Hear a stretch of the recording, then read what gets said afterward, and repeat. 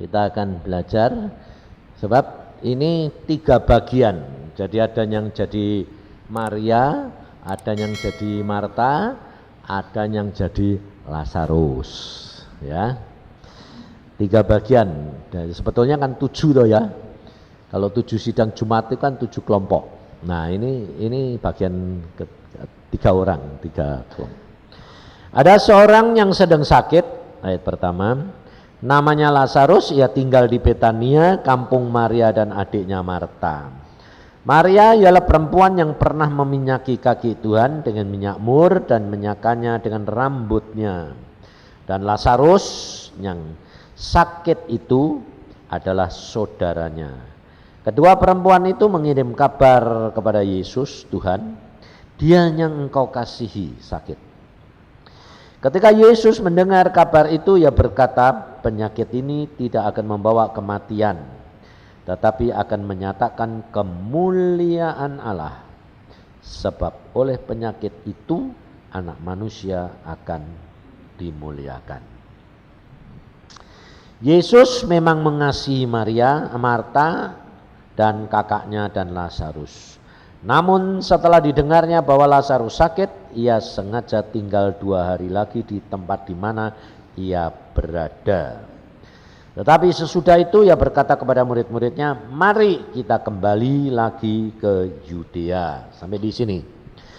Saudara, di dalam kehidupan kekristenan kita ini sudah tahu bahwa Tuhan menetapkan langkah-langkah orang yang hidupnya berkenan, ya dah. Nah, jadi yang saudara dan saya perhatikan ini harus berkenan. Nah, berkenan. Nah, ini yang bagian saudara. Bagiannya Tuhan itu dia tidak bakal mengingkari, tidak mungkin. Tapi supaya apa yang difirmankan ini menjadi kenyataan di dalam hidup kita harus tahu. Nah, kita kalau sudah tahu masih harus dipilah-pilah menjadi bagian kita yang mana. Karena kita tahu itu kerap kali kan bagian Tuhan dan manusia. Nah, dari manusia ini harus dipilah-pilah lagi. Karena saya bagian dari manusia pribadi, ada keluarga, ya dah. Nah, Maria, Marta dan Lazarus ini satu keluarga. Di dalam satu keluarga ternyata juga tidak semua sama. Ada Marianya, ada yang jadi Marta, ada yang jadi Lazarus. Nah, enak yang mana?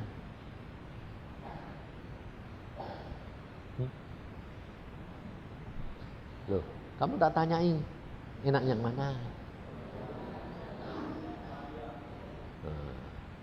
Enak apa? Enak Maria.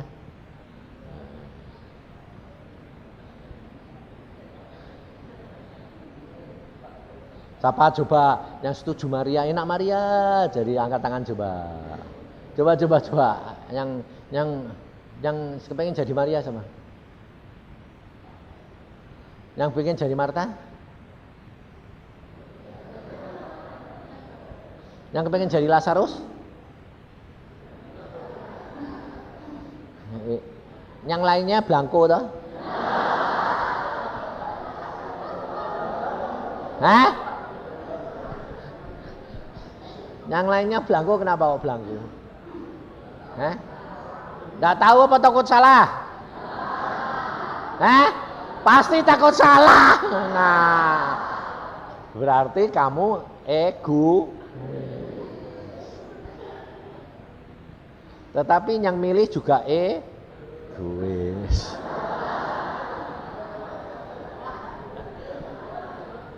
Itu tandanya kamu ini belum ngerti dirimu, belum sadar dirimu. Loh, kowe mau jadi kayak apa ya, ngucap syukur toh.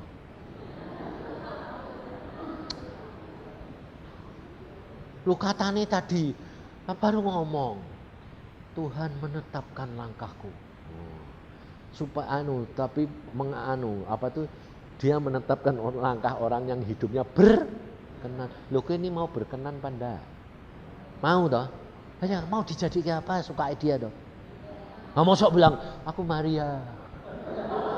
Padahal Tuhan bilang kowe Lazarus. Sebabnya yang tahu dirimu siapa? Lah ya kok kowe usul-usul. Nah, ini jelas bahwa hatimu dan pikiranmu itu belum mengenal akan Tuhanmu, belum rela buat apa-apa ke ya sudah, buat jadi apa oke. Loh kamu ini sudah rela apa belum?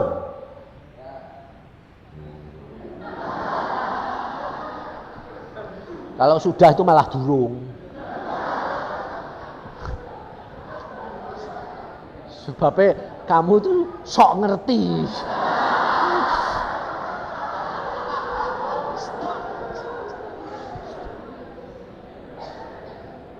Soalnya kenapa? Karena aku ngalami kayak orang-orang kayak kamu itu ditanyai Tuhan. Aku kerap kali ditanyai gitu. Jadi kalau saya ditanyai, contohnya gini. Bisa, kue itu kan bekas mata keranjang enggak? Kok mata keranjang? Bekas mata duitan toh. Ya. Sekarang sudah enggak mata keranjang, mata duitan enggak? Oh enggak. Nah, Tuhan bilang, nah itu enggak ngerti dirimu sendiri. Udah. Kan engkau sudah bilang dapat duit, kasih tanya Tuhan. Suruh apa? Sudah melakukan itu? Sudah. Jadi terus kamu tidak merasa lagi sudah tidak iketan toh? Nah, karena kamu belum ngerti watakmu. Ya sudah. Ya coba apa? Terus tidak jawab dia. Tapi dilakukan dengan perbuatan. Nah, Tuhan itu gitu. Nunggu. Nah, di situ ada orang datang. Pak, wah Pak Yusa ini sangat disayang Tuhan. Wah aku bilang jelas dong. Ya toh? Nah, terus besok saya itu transaksi Pak, omah. Yang saya beli itu 500 jadi 1,5 miliar. Jadi perpuluhannya 100 juta Pak. Besok jam 11 teken pulang dari situ Pak Yusa kasih cek 100 juta. Tahun 89. Gede. Wah puji Tuhan. Doain ya Pak supaya besok tanda tangan oleh notaris. Ya. Dia pulang, aku tidak bisa tidur. Itu kata-kata 100 juta. Ini nguyek terus. Sebabnya apa? Lah aku simpenan 1 juta tidak punya. 1 juta tidak punya. Ini sekaligus 100 juta. Wah aku semalam tidak bisa tidur. Aku tidak mau mikir. Datang 100 juta ini mbok nggo apa? Wong kamu 1 bulan tidak butuh 1 juta aja ndak. Mbok simpen terus dibungahke. Terus dibuat usaha, dititipke, muter terus. Jadi watak sing lama muncul semua. Yang dulunya sudah dipotong ke semi. Waktu kena air duit semi muncul. Dagangnya muncul, licike muncul, pintu muncul semua. Terus perhitungannya muncul semua. Semalam tidak bisa tidur. Jam 5 menemui Tuhan. Tuhannya gendeng tanya gini. Yusa, mengapa tidak bisa tidur? Aku bilang, gara-gara si Tuhan ini duit 100 juta. Nah, kalau kemarin kamu mengatakan bilang sudah tidak mata duitan, terus bagaimana? Ternyata kok masih Tuhan. Karena apa? Karena yang ndak mata duitennya itu kan dalam jumlah yang kecil.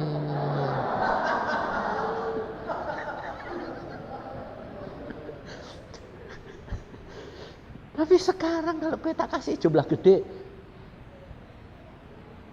masih enggak? Masih.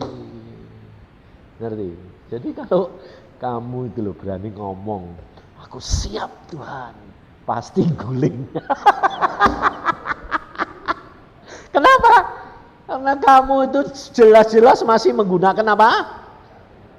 Kemampuanmu. Aku bisa. Nah, makanya itu orang kalau sedang, ya, tapi jangan disalahkan. Tidak boleh menghakimi. Sebab pertumbuhan rohani kita, pengikutan Yesus, itu dimulai dari jasmani ke rohani.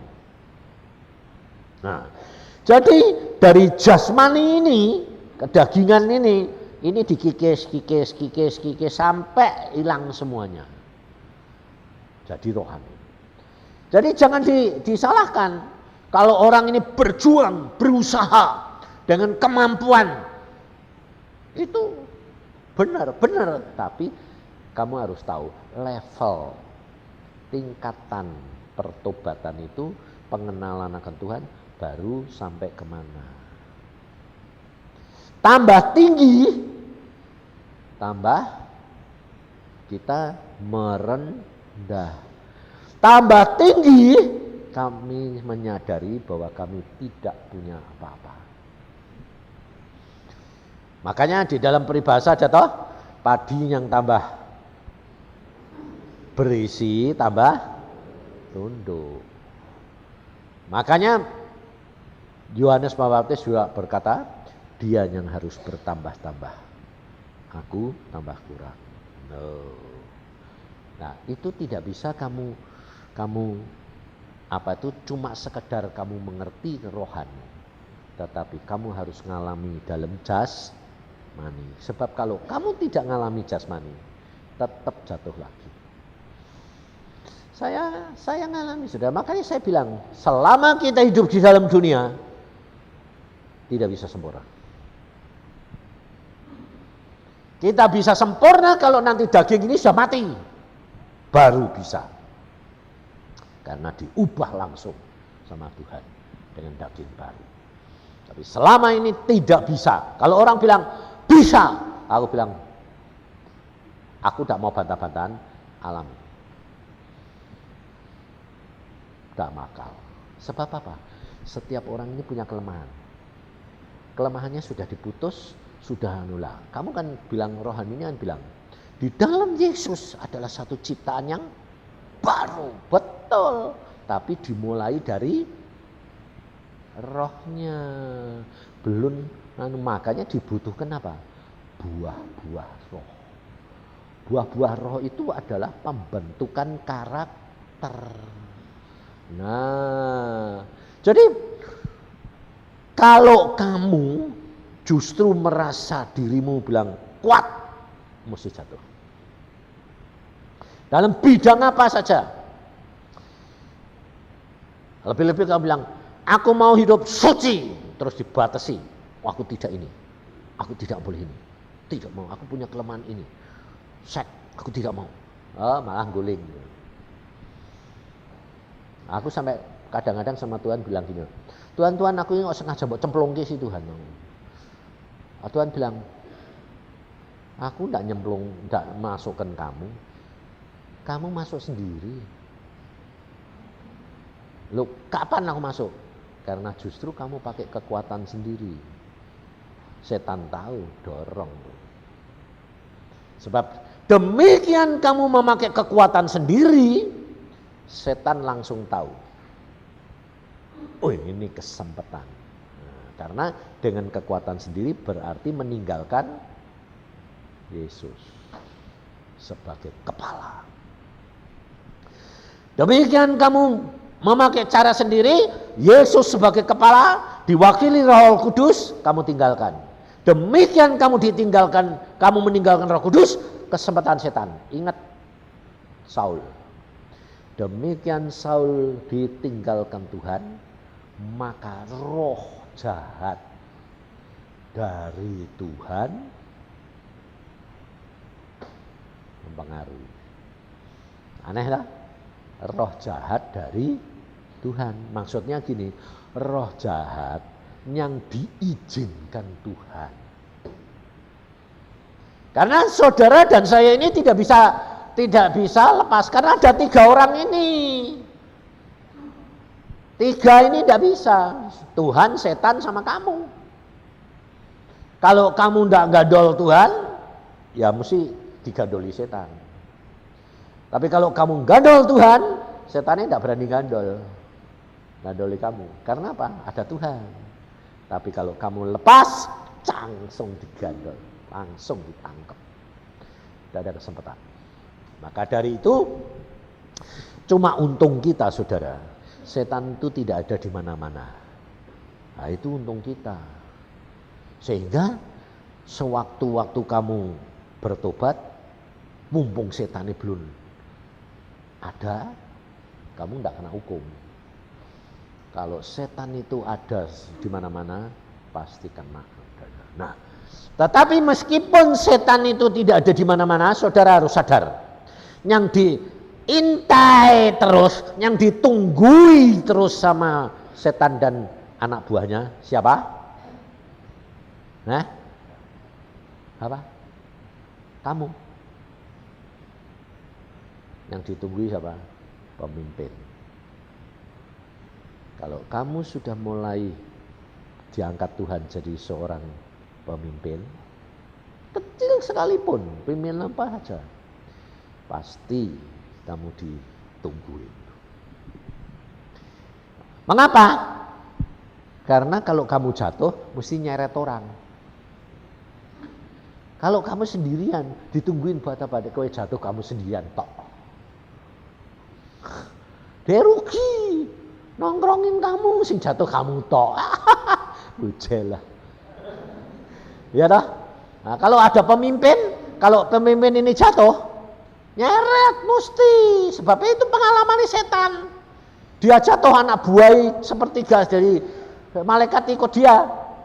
Meskipun tidak turut salah, tapi tetap keseret akibatnya. Ngerti, saudara? Nah, jadi kalau kamu nanti lulus dari sini, diberi bagian tugas, rasain, kamu mesti ingat, kurang ajar, setan melu terus, nurut terus, ikut terus. Aku tuh tidur ditungguin, apa ditungguin, tetap diikuti terus. Cuma Roh Kudus ngikut kamu dari dalam, setannya ngikut dari luar. Tapi demikian kamu meninggalkan, langsung ditangkap. Ingat, kamu tidak bisa lari dari dia. Tapi kalau kamu hidup dengan Yesus, sudah dan kamu terus mepet terus, dia nanti bosan. Setan nanti bosan. Bosannya apa? Nah, percuma. Kapan itu nanti dia bisa meninggalkan? Perhatikan Ayub.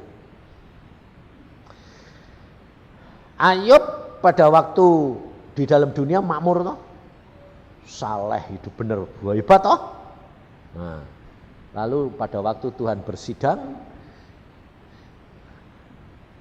setane yang komplain atau Tuhane sing mulai? Nah, Tuhan yang mulai, malah gini. Iblis, kamu dari mana? Keliling dunia. Kamu tidak memperhatikan hambaku Ayub. Loh, sebetulnya dia tidak merhatiin. Kenapa? Lah dibentengi. Berarti dia percuma orang ini. Bentengnya kuatnya kayak gitu, lapis-lapis. Karena Alkitab berkata apa di dalam Mazmur 91? Sungguh hatinya melekat kepadaku, maka aku akan membenteng, aku akan meluputkan, aku akan menjawab, aku melepaskan dari kesesakan. Jadi percuma toh. Iblis tidak mau. Tapi Tuhan berkata, kamu lihat Ayub. Ya. Iblis bilang apa? Lepasin. Pasti dia menghujat. Jangan bentengin, tak jamai, pasti menghujat. Tuhan bilang apa? Silahkan. Bayangin saudara. Jadi saudara harus tahu, kalau kita berjuang dengan hati yang sungguh-sungguh kayak Ayub, kadang-kadang Tuhan yang bikin gara-gara.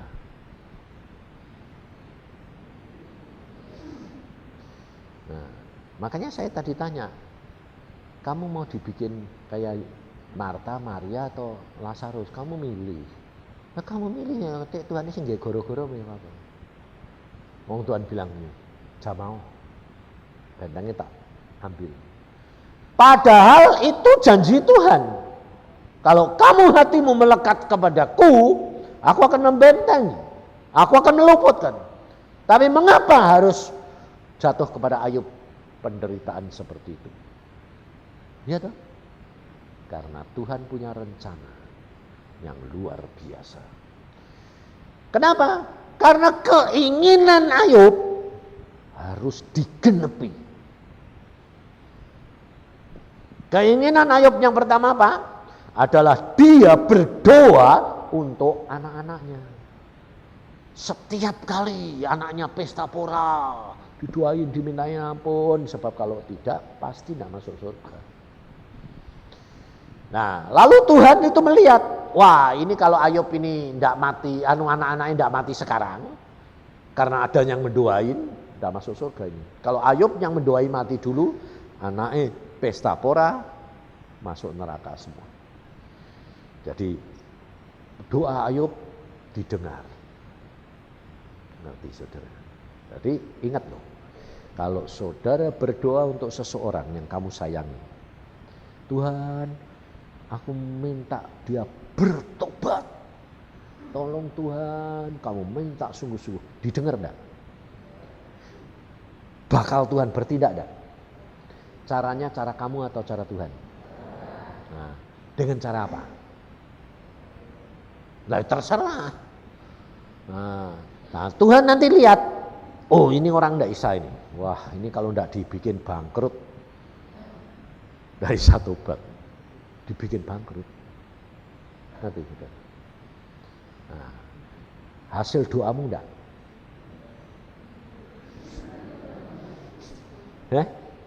Iya toh? Ayo.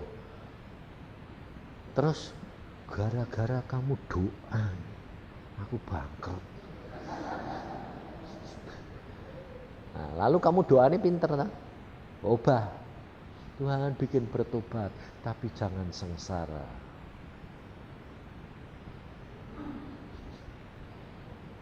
Terus boleh enggak?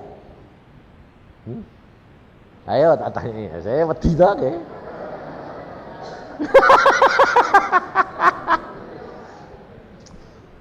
Ayo, boleh enggak? Boleh? Boleh. Tapi ada harganya yang harus bayar. Kamu yang bayar. Mau enggak?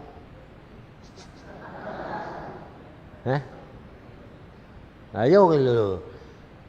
Ngerti, betul. Sebab saya ngalami sendiri. Kamu minta apa? Minta Tuhan ini seperti Yesus. Oh, ya toh?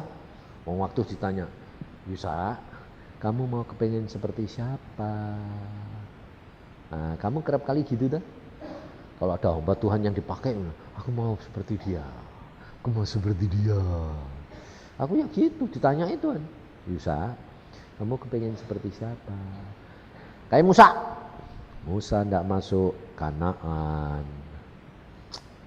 Daud jatuh dalam perzinaan. Salomo nyembah berhala. Satu-satunya paling baik mesti Yesus lah. Seperti engkau, kowe sedia disalib.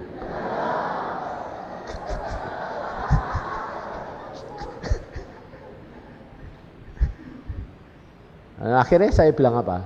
Wes sudah jadilah. Lalu sudah jadi itu kamu jadi seperti apa? Seperti yang engkau kehendaki. Nah, yang Tuhan kehendaki apa? Ya seperti ini. Jadi kamu harus mengucap syukur bahwa kamu dibentuk, dibuat kayak begini ini. Jelek apa baik?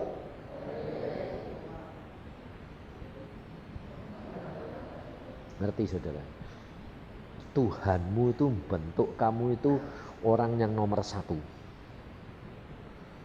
Kamu itu nomor satu. Setiap orang nomor satu. Sebabnya apa? Tidak ada yang model kayak kamu. Jadi kamu ini nomor satu ini. Karena satu-satunya di dunia. Loh. Ya tahu lah kok gue kepengen kayak orang yang lain. Itu kan kurang ajar itu. Berarti kamu nyalain Tuhan. Aku mbok kayak gitu loh, kurang ajar. Padahal aku ini Tuhan membuat kamu ini nomor satu, satu-satunya di dunia. Karena tidak ada yang model kamu. Dengan begitu kamu mengucap syukur, Allahmu senang. Dan dia akan mengubah, memenuhi hasratmu, kehendakmu. Itu Tuhan. Makanya saudara harus mengucap syukur dalam segala perkara. Nah, kalau saudara dipilih jadi Maria, jadilah Maria. Lakukan tugasmu dengan segenap hati, segenap pikiran, dan kekuatan. Nah, melakukannya itu bagaimana bisa melakukan apa yang Tuhan kehendaki dengan segenap kekuatan, segenap kemampuan, dan semuanya itu bagaimana caranya? Itu satu-satunya jalan hanya bisa kalau kamu ngomong sama jiwamu dan kamu menyukai pekerjaan tugas itu. Sebab kalau kamu tidak menyukai akan tugas yang diberi oleh Tuhan, ya enggak bisa. Kenapa? Nah, kamu enggak seneng kok. Ya dah. Tapi kalau kamu, biarpun itu pekerjaan sebetulnya melelahkan, yang kamu enggak seneng, tapi kamu karena kamu mau mengasihi Tuhan, nurut Tuhan dengan hati yang sukacita, terima karena Tuhan, bebanmu jadi ringan. Pekerjaan yang tidak enak sekalipun bisa senang. Karena itu Tuhan. Nah, kuasa ini yang saudara tidak lihat. Tapi ini yang saudara dan saya butuhkan. Kuasa ini loh. Kuasa yang mengubah. Kekuatan yang mengubah. Supaya kita jadi senang. Contohnya, saudara diangkat, saudara tidak bisa apa-apa.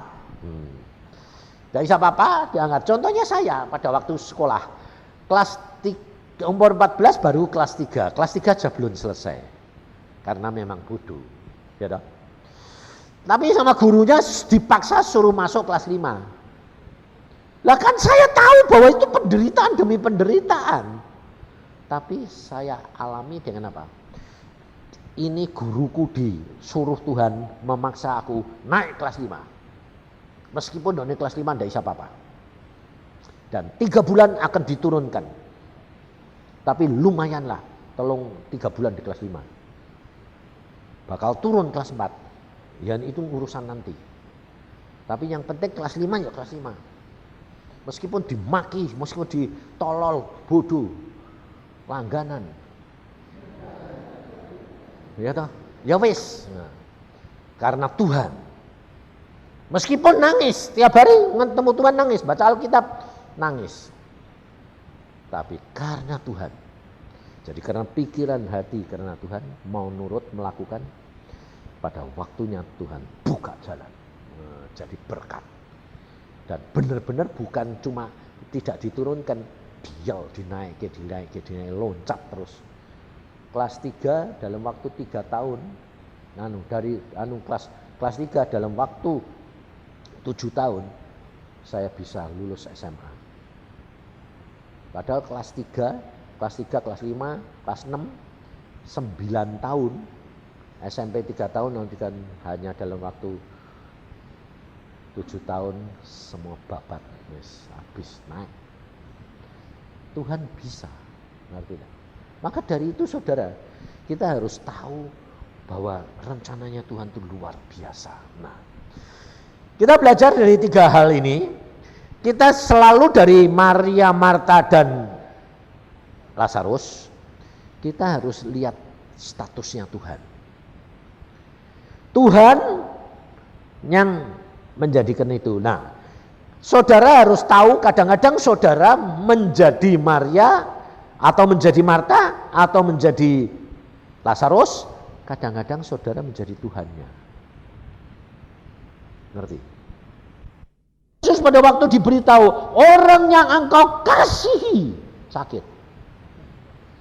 Kenapa sampai disebut orang yang engkau kasihi sakit?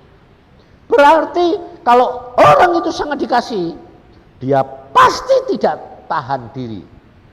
Contohnya kalau kamu dikasih tahu, anakmu sakit atau suamimu atau saudaramu yang kamu kasih sakit, pulang dari sini enggak? Pulang, minta izin enggak? Nah, saudara harus belajar. Sakit sekalipun, tanya Tuhan, Tuhan aku pulang enggak? Nah, itu loh. Itu yang kamu harus lakukan. Ini saya alami saudara. Sebabnya apa? Tuhan Yesus sudah bilang, kalau kamu tidak melepaskan segala-galanya yang kamu punya, kamu tidak bisa menjadi murid Tuhan Yesus. Termasuk orang yang kamu kasih, bahkan dirimu sendiri. Jadi kalau saya pergi nginjil, istri saya kadang-kadang nyariin, mama saya nyariin apa, saya tidak boleh saudara. Tidak boleh. Hamba Tuhan sampai sekarang pun kerap kali batalin pelayanan kalau anaknya sakit. Batalin. Aku bilang, Tuhan kok dia dibatalin? Nah, tidak apa-apa, kan tingkatannya dia belum sampai. Ya tidak apa-apa loh. Nah kenapa aku tidak boleh? Nah, karena kamu diberi banyak, dituntut banyak. Yang dipercayakan banyak, dituntut lebih banyak. Jadi kalau kamu jadi dituntut lebih banyak itu sebetulnya dicinta Tuhan enggak? Iya. Jadi kalau kamu digebuki Tuhan menderita itu dicinta Tuhan enggak? Iya. Nah, jadi ngucap syukur, tapi jangan minta digebuki. Rugi. Jangan mau, saya enggak mau. Enggak mau gotong-gotong yang bukan bagian saya. Buat apa gotong bukan bagian? Makanya kamu harus tahu, pelayanan umpamanya ngusir setan, pakai media. Itu sebetulnya ajaran Tuhan Yesus enggak?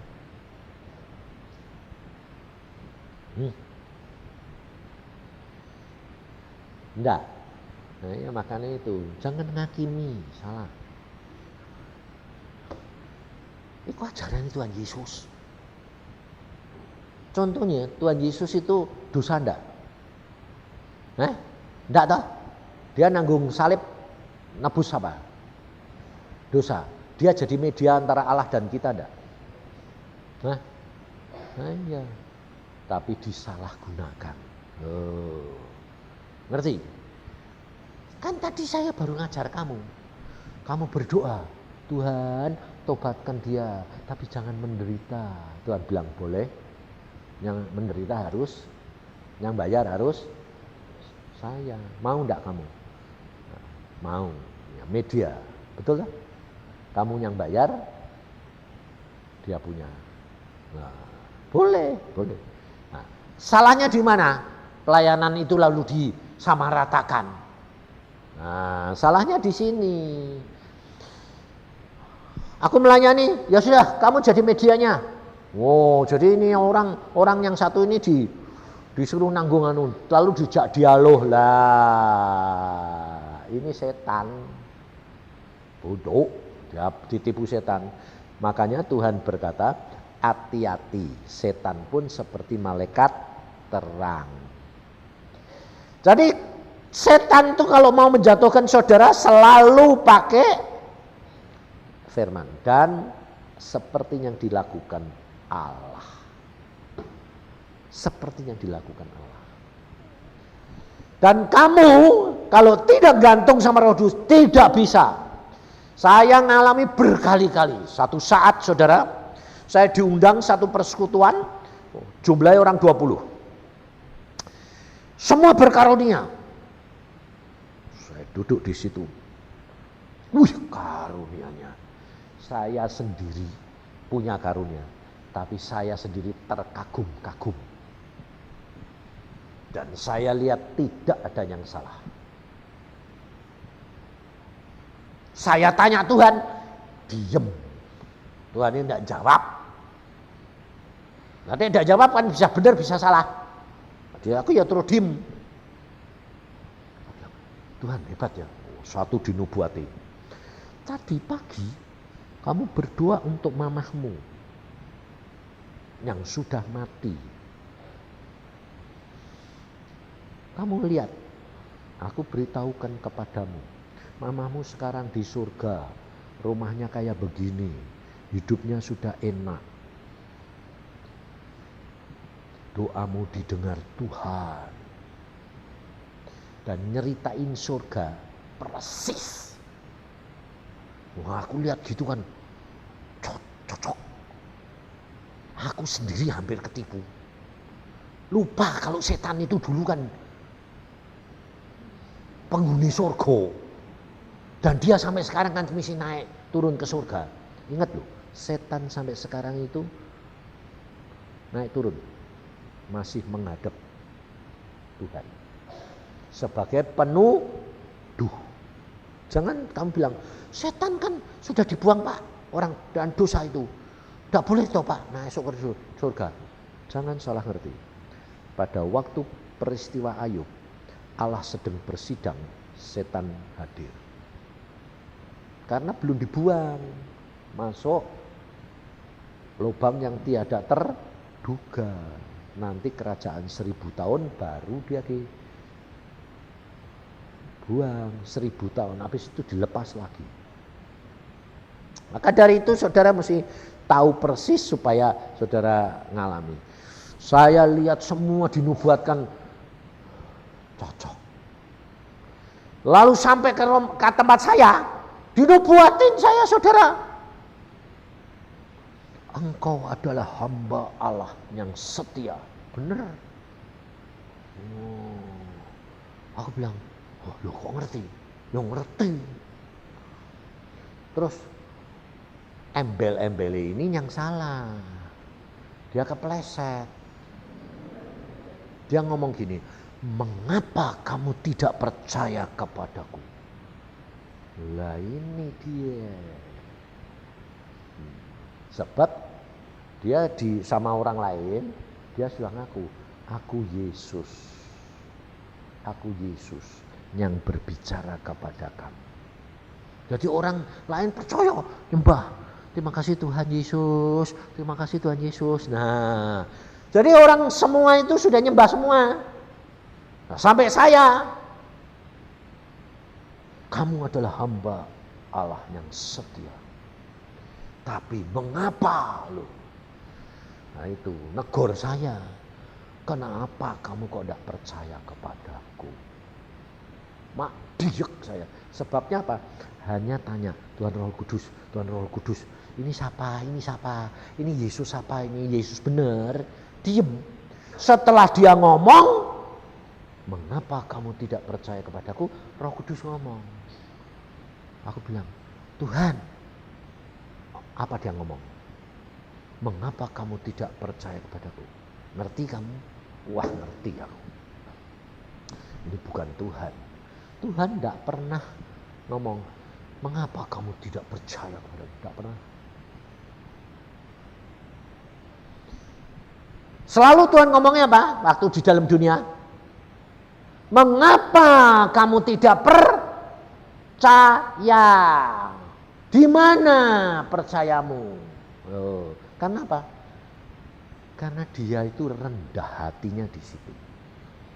Dengan perbuatan, dengan apa yang kamu lihat, kamu harus tahu, aku apa bukan.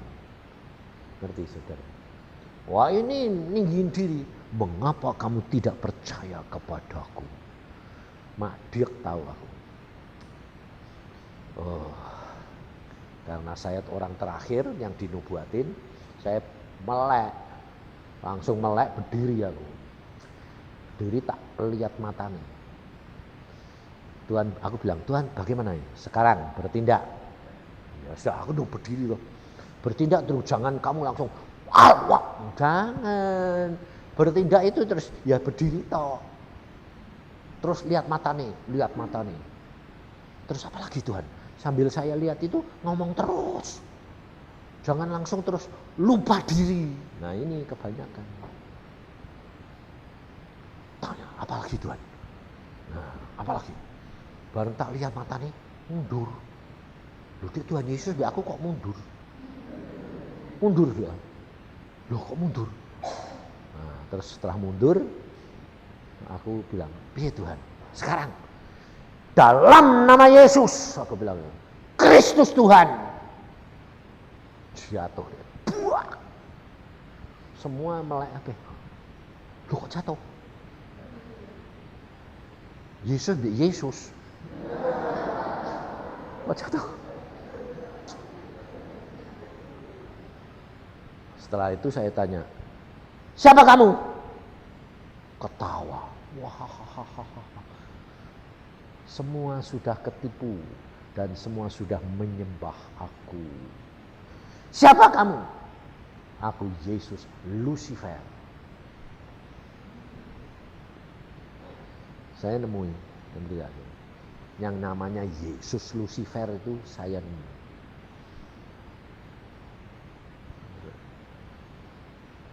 Aku bilang,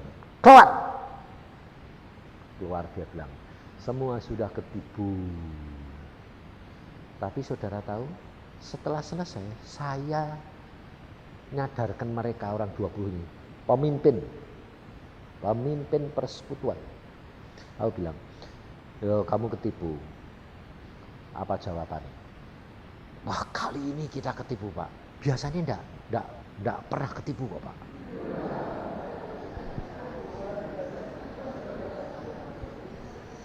Padahal dia manggil saya untuk ngecek.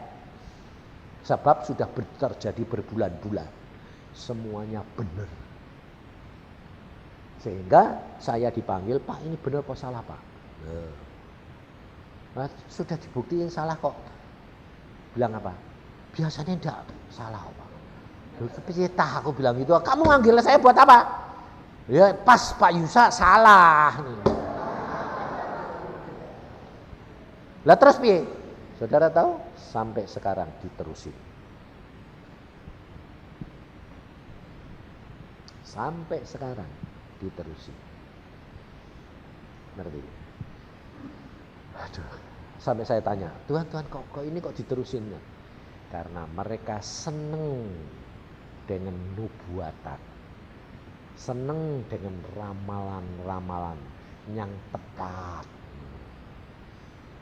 Kamu enggak merasa toh? Kalau gue ya seneng toh.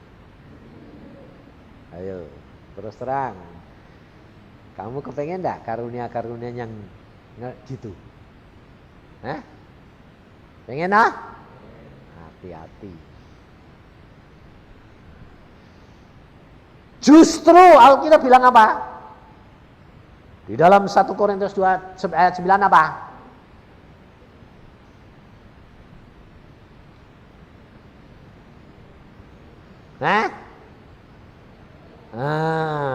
Apa yang tidak pernah kamu pikirkan, apa yang tidak pernah timbul dalam hati,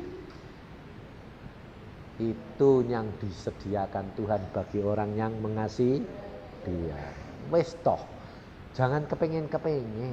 Kok iseh kepengen nah.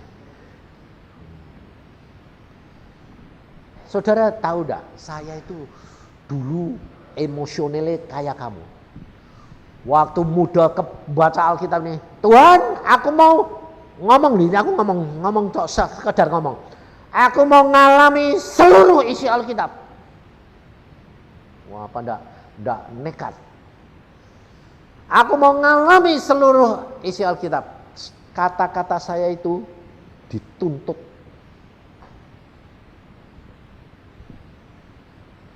Dituntut, saudara.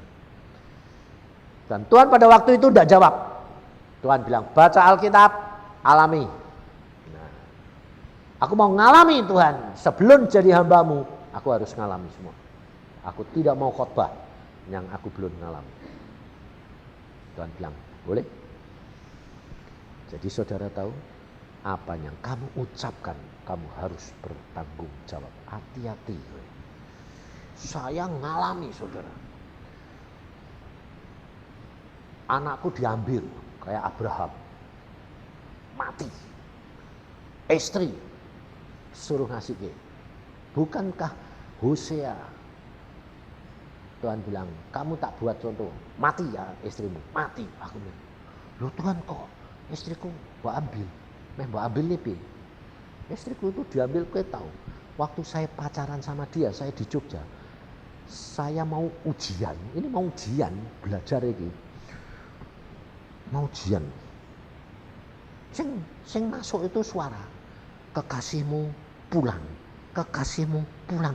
Loh aku ini belajar, aku ini. Tuhan, aku ini mau belajar, kekasihmu pulang. Bisa aku bilang gitu. Terus aku bilang, kenapa sih Tuhan? Kekasihmu pulang, aku mau bawa pulang. Waduh, mantap. Jadi saya tidak bisa belajar toh. Saya cuma gini. Tuhan, gini loh Tuhan. Aku ini bakal mau pakai jadi hambamu. Kayak dia yang mau ambil. Aku belum pernah ngalami kawin. Nanti ditanyai orang-orang yang sudah kawin bagaimana? Kayak Rasul Paulus, tidak pernah ngalami. Jadi nasihatnya tidak so pas. Ngatur lah. Aku dulu yang tukang kayak kamu ngatur. Makanya di hari tua pengalamanku tak kasih ke kamu, tapi jangan kepingin kayak aku. Jadilah sebagaimana kamu dibentuk. Nah, lalu saya bilang, Tuhan, gini loh, yang penting aku sudah kawin. Saya sudah kawin, punya anak satu, jadi sudah pernah kawin, punya istri, punya anak, sudah pernah ngalami. Oke, ambillah. Supaya aku bisa mau pakai dengan kenyataan hidup. Tuhan bilang, oke, ya sudah, oke. Nah, saya ini kan jadi tidak belajar kok ya. Wong urusan mbek Tuhan. Waduh aku terus, aku ini tidak bisa ajar Tuhan gara-gara kowe aku. Terus aku ujian orang 10. Dari orang pertama saya jatuh orang ke-10. Nah, terus aku bilang, Tuhan iki tambah tulungi, ndak lulus iki aku. Pasti ndak bisa, aku belum belajarnya belum selesai Tuhan. Sing tak siapno. Dia cuma tinggal ngomong. Setiap temanmu yang keluar itu ditanyai apa tadi, jawabannya apa tadi. Oh udah, ya wis.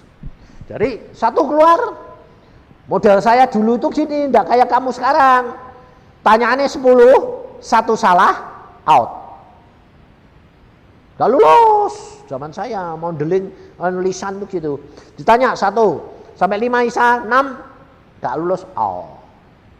Nanti orang bisa 9, 1 enggak lulus, out. Gitu. Mesti bisa 10-10. Kalau enggak lulus. Nah, jadi ini keluar, loh, kok keluar enggak lulus? Enggak. Ditanyanya apa? Aku ditanya ini, tak jawab gitu kok salah. Yang lain bilang, oh jawabannya enggak gitu, jawabannya gini. Oh. Orang 2 ditanyain yang lain enggak lulus. Loh, kok enggak lulus apa? Aku ditanyain, tak jawab ini kok salah. Yang tadi bilang, oh aku iso itu jawabannya ini.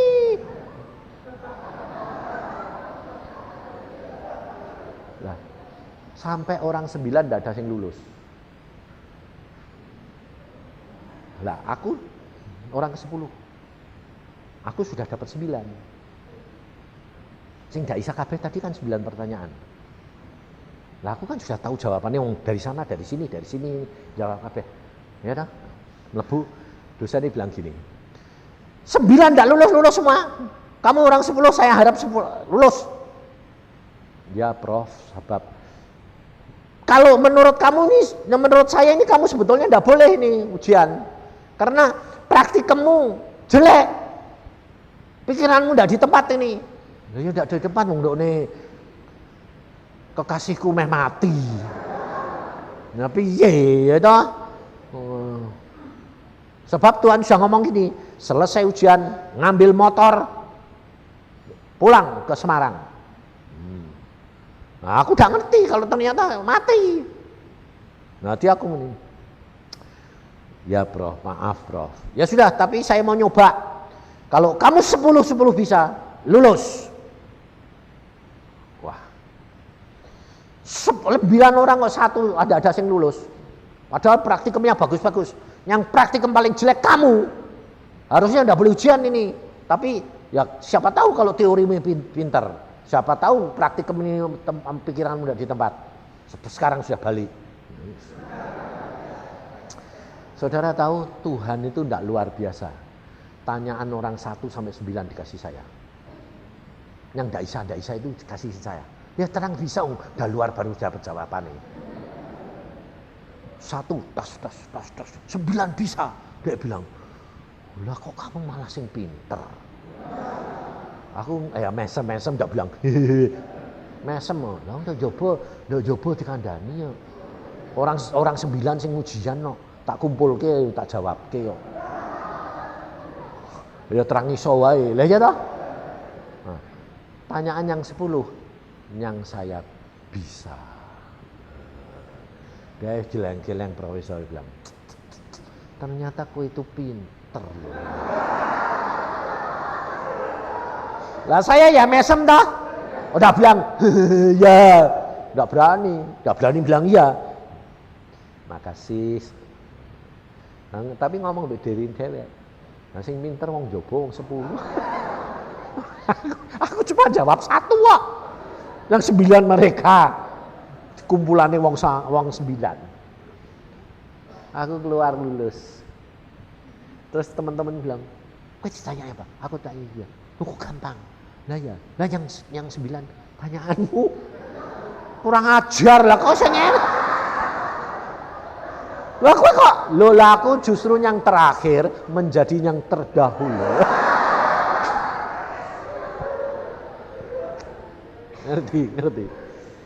Ngerti saudara? Ngalami toh firman Tuhan, yang terakhir menjadi yang terdahulu. Makanya kalau kamu dihina, diejek, sedang direndahkan, jangan pahit. Tuhan punya rencana, ngucap syukur karena kamu bakal dinaikkan loh. Tapi ada waktunya itu yang susah. Sambil nunggu. Nah, saya orang 1 sampai 10 itu kamu enggak kira menderita setengah mati. Ketakutannya setengah mati. Kenapa? Ya sing ditanyain enggak bisa mau. 1, aku enggak bisa, sing lain bilang, "Oh, itu aku bisa." Jawabannya piye? Aku bilang, "Ini. Oh ya. Lu kok ora iso kabeh? Enggak bisa. Malah lulus. Dan itu saya alami berkali-kali. Lalu saya pulang sampai ngebut saya dari Jogja ke Semarang. Saya naik motor 1 jam seperempat.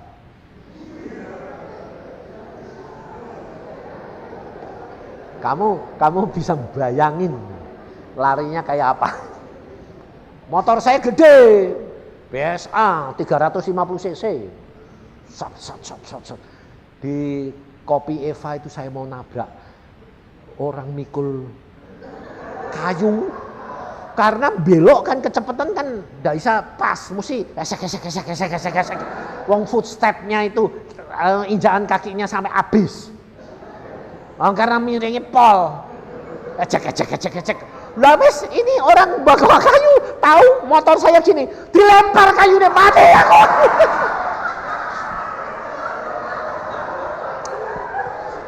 kayunya dilemparkan, waduh mati aku bilang Tuhan.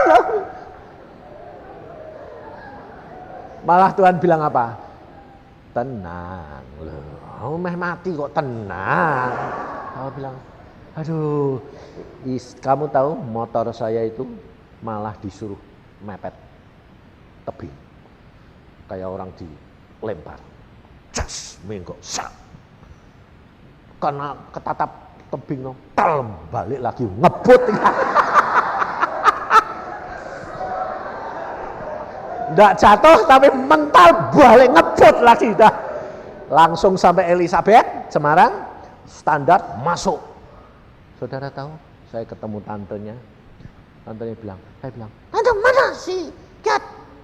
Nggak jawab Abi. Nangis toh. Tuh, nangis. Wah, gawat iki tak pikir. Sampai di depan pintu, di istri saya itu sudah ditutupi kain kafan, digeletek ke kamar mayat. Lalu aku bilang, siapa? Tanunya tante bilang, ya psikiat. Hah? Wah, aku orangnya, stop! Kayak pemuda Nain. Digotong, stop, Foster! Tak buka jodoh, geblok wae. Cat, bangun! Melek dia. Lo kok jatuh?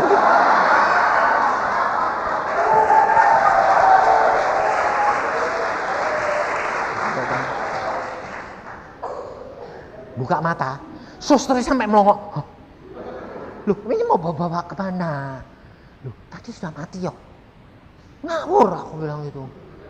Lupa saya, wong Tuhan tadi saya mau berangkat, Tuhan bilang cepat ke Semarang, bangunkan. Nggak bilang bangkitkan. Aku udah dibilang bangkitkan, wah mati wis. Wis imanku cuma pes, kempes. Tuhan bilang apa? Bangunkan kekasihmu.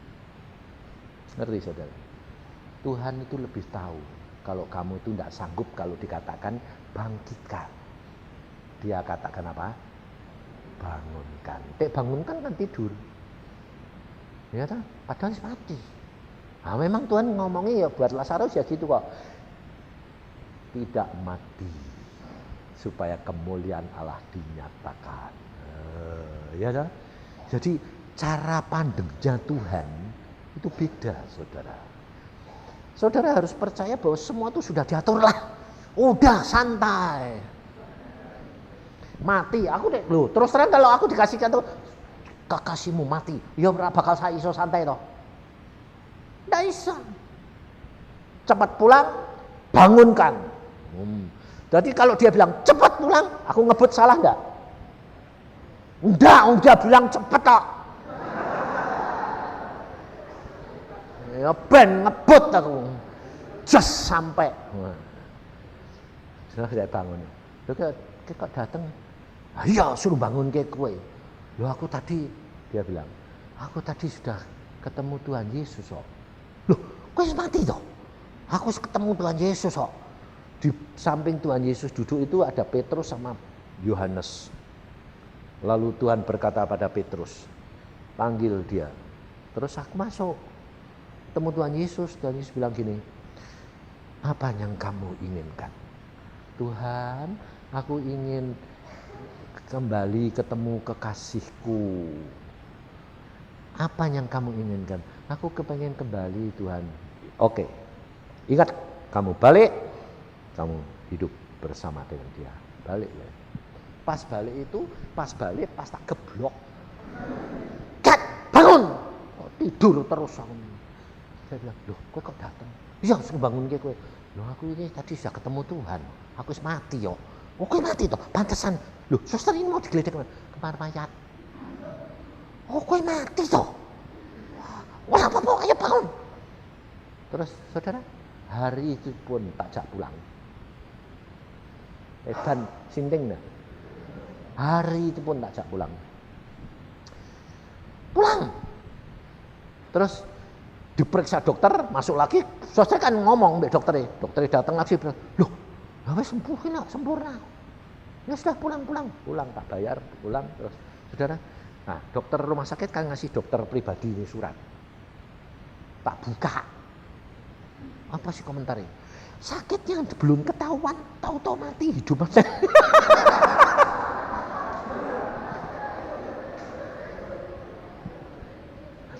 Oh mati kat, memang. Lah aku memang wis mati yo.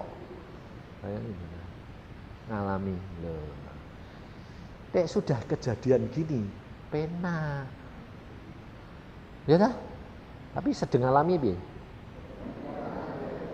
Empot-empotan no. Nah, makanya ikut Yesus itu ngeri-ngeri.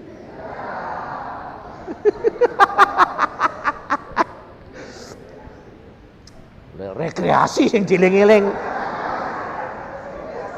Nah, asik loh. Nah, memang asik. Tewes bang. Yang ngalaminya itu empot-empotan. Ngerti tidak? Itu tidak satu. Anak, istri, persis Abraham. Ngerti tidak? Makanya di situ saya bilang, satu-satunya jalan, tidak ada yang lain. Dengan Roh Kudus, kamu nanti akan sampai. Apapun boleh terjadi. Mati sekalipun. Yesus